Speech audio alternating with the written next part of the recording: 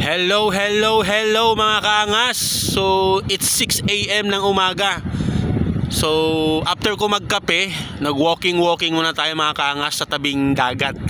'Di ba? Dito sa may seawall tawag yata dito o boulevard ng Gubat, Sorsogon. So ayan, after magkape habang naglalakad-lakad mga kaangas, siyempre lumanghap tayo ng sariwang hangin. At the same time, 'di ba, nagpapawis lang ng konti.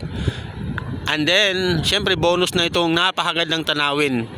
Isang magandang alon ng karagatan, maliwalas na hangin at magandang sikat ng araw. Although di pa ganun kainit mga kaangas kasi nga ang aga pa po, 6 AM pa po. So, kwentuhan lang tayo mga kaangas no, na sa buhay-buhay natin. Minsan, ito share ko lang naman mga kaangas no. Huwag nating laging hingin yung magandang buhay.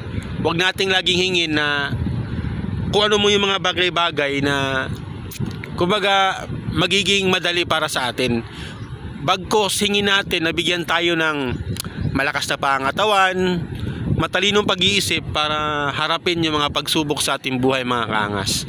Kasi madalas kasi sa atin laging inihiling bigyan siya ng magandang buhay, inihiling ng kung ano-ano mga bagay-bagay na though wala namang imposible, wala namang problema kung manghihingi tayo or humihiling tayo, pero make it sense naman na alam mo yung achievable, pwedeng mangyari, para hindi rin tayo ma-disappoint pag hindi natin ma-achieve o hindi natin makuha, di ba? Kasi hihiling ka ng kung ano-anong bagay, wala ka naman din ginagawa.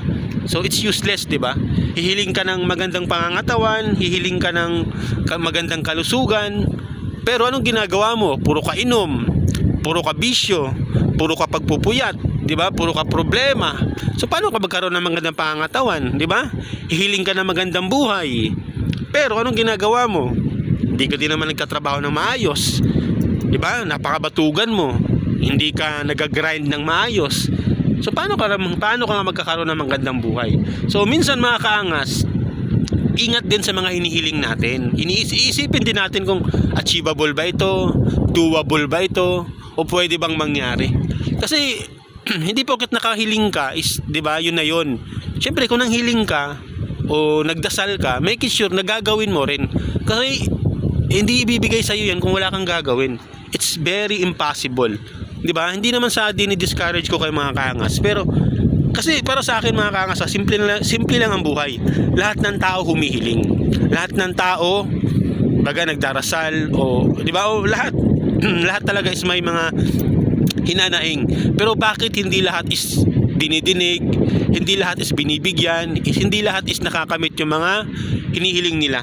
Kasi syempre, gaya ng sinabi ko, kung nanghiling ka ng magandang kalusugan, let's say for example, syempre kailangan mo rin mag-exercise, kumain ng maayos, 'di ba? Mga malulusog, mga masusustansyang pagkain.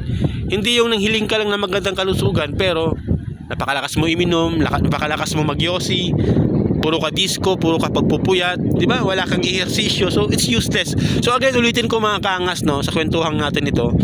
Kung humiling ka, dapat doable, achievable. At the same time, hindi lang humiling ka, is yun na yun. Dapat gawin mo rin yung mga hinihiling mo. Para at least, mas malapit ka sa katotohanan na matutupad at mangyayari yung mga kahilingan mo. So yun lang mga kaangas, no, share lang sa umagang ito. Wala lang, kwentuhan lang tayo. So again, it's me, Mr. Choi. 'Di ba? Lagi nagsasabi sa inyong angasan nyo palagi ang buhay nyo. Okay? So Mr. Choi, banumbadong may puso. Bye-bye.